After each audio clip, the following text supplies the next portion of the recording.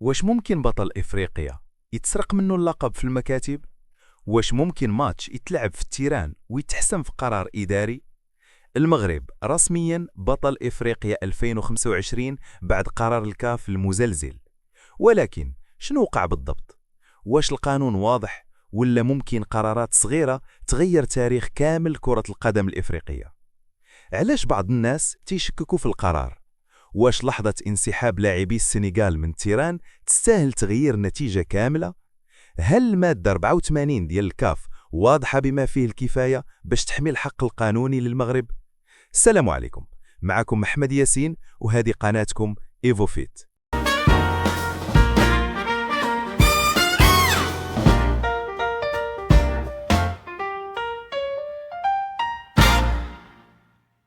كل شي بدا في نهائي مشحون، توتر كبير، احتجاجات، والضغط كان عالي. المغرب كان حاضر، لعب بذكاء وروح عالية وحقق النتيجة على الميدان، حتى وقعت لحظة انسحاب لاعبي السنغال من تيران. لحظة صغيرة ولكن غادي تغير تاريخ كامل الكرة الإفريقية. الاتحاد الإفريقي لكرة القدم طبق المادة 84 من اللوائح بوضوح.